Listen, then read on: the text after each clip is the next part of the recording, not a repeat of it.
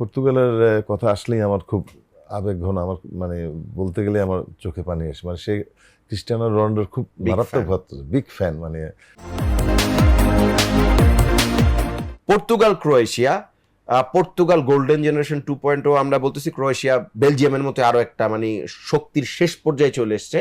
But Croatia আবার কি আমরা জানি কামব্যাকও করলো। মানে ক্রোয়েশিয়া পর্তুগালের ম্যাচে কায়সার হামিদ ভাই আপনি কাকে আগে পর্তুগাল, আমি আসলে আমার কদিন আগে আমার একটা সেটব্যাক হয়েছে আমার ফ্যামিলির মধ্যে। কাইনা হঠাৎ করেই আমাদের ছেড়ে চলে গেছে।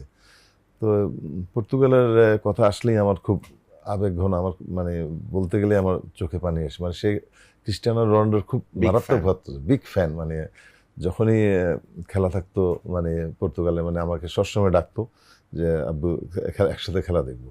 এবং পর্তুগাল যদি কোনো খেলা যদি আউট হয়ে যেত বা নেক্সট খেলা সবসময় আমাকে ফোন করতো যে এই খেলা কে জিততে পারে, তুমি ইয়ে করো। তারা বন্ধু বান্ধবরা মানে আমার কথার উপরে সে ওই টিমকে সাপোর্ট করতো। তো কারিনার কথা খুব বেশি মনে পড়ছে।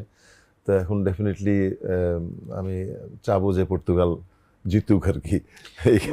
আমি একটু আপনি যদি মানে একটু কি বলে একজন প্লেয়ার হিসেবে এটাকে আপনার ইমোশনের জায়গা পর্তুগাল ডেফিনেটলি। বাংলাদেশের অনেকের কারিনার মানে আমি কিন্তু কারিনার অনেক কন্টেন্ট দেখেছি। বাংলাদেশের কন্টেন্টের একটা ধারার বদল আসলে ওর হাত দিয়ে হয়েছে। আমরা ডেফিনেটলি ওর জন্য মানে আমাদের সবসময় দোয়া থাকবে। আপনার জন্য আমাদের সেই সমবেদনা সবসময় ছিল, যেহেতু আজকে কথা বলারই সুযোগ হলো সামনাসামনি। পর্তুগাল ক্রোয়েশিয়া ম্যাচে ডেফিনেটলি পর্তুগাল এগিয়ে থাকবে আপনি চান? আমি চাই পর্তুগাল, তবে match will be very tough. এটা বলা খুবই মুশকিল। 50-50 চান্স আমার ক্ষুদ্র ধারণা থেকে 50-50 চান্স যে কোনো ধরনের ট্রাইব্রেকারে যাওয়ার সম্ভাবনা আছে। আহমেদ বিন পারভেজ টাইব্রেকারে গেলে খারাপ হয় না, বিকজ যেই দুই কিপার আছেন, ডিয়েগো কস্তা তিনি তো ওপেন প্লেতেও বা রেগুলেশন টাইমের মধ্যে একটা পেনাল্টি তিনি সেভ করেছেন। লিভাকোভিচের পেনাল্টি সেভিং অ্যাবিলিটি কি আমরা জানি, গত ওয়ার্ল্ড কাপে বেসিক্যালি তার হাত দিয়েই ক্রোয়েশিয়া থার্ড হয়ে গেছে। অনেকগুলো ম্যাচ টাইট করে নিয়ে ব্রাজিল তো মনেই রাখবে ডেফিনেটলি সেই পেনাল্টি শুট আউট তাদের সঙ্গে। Livakovic was the hero. So Croatia, হ্যাঁ তারা একটা বুড়ো দল কম্পারেটিভলি, এবং তাদের মূল তারকাদের অনেকেই আসলে বয়স্ক হয়ে গেছেন, পেরিসিচ, মডরিক, আমরা তাদের কথাই পার্টিকুলারলি বলি। বাট কিছু প্লেয়ার আছেন ইয়াং যারা খুব কন্ট্রিবিউট করতে পারেন। ভার্ডিওলকে আমার মনে হয় যে ইম্পর্টেন্ট ফ্যাক্টর হবেন ডিফেন্সে। He will do well. 22 তো সে মেসির কাছ থেকে ওই শিক্ষাটা নিয়েছেন।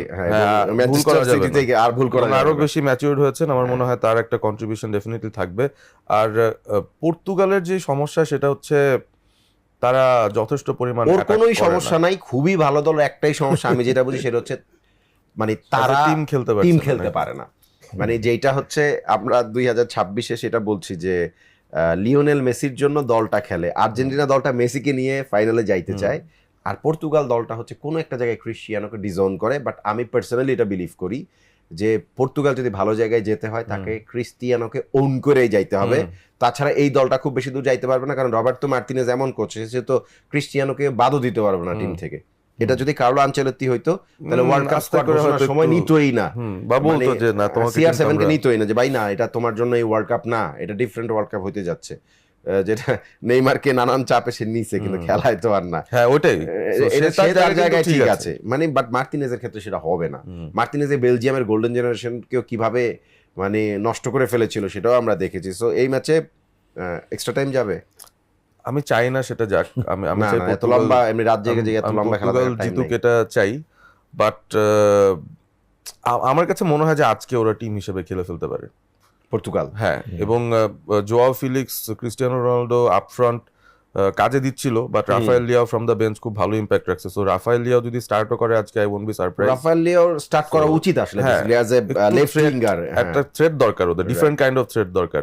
শুধু CR7 ব্রুনোদের উপর ডিপেন্ড করে হচ্ছে না খুব একটা। গঞ্জালো রামোসও কিন্তু ভালো অপশন, আমি জানি না 2022 আমরা দেখেছি নামতে পারে। বাট ওই যে প্রবলেম, ওই যে রোনালদো তো খেলবে, সে 90 মিনিট খেলবে। সো আমি চাই 90 মিনিটসের মধ্যে ম্যাচের নিষ্পত্তি হোক, এবং পর্তুগাল 2-0 গোলে জিততে পারে, এটা আমার প্রেডিকশন। পর্তুগাল 2-0 গোলে জিততে পারে নরমাল টাইম। আপনি তো আমার খুব মনে হচ্ছে যে জিতলেও 2-0 না, 2-1 বা 1-0 এরকম কিছু হবে। ওকে, অথবা ট্রাইব্রেকারে যাবে, দুটোর মধ্যে একটা। কিন্তু কেউ যদি উইনও করে, বাট ভেরি কিন কন্টেস্ট, অর্থাৎ 1-0 বা 2-1 এরকম সম্ভাবনা।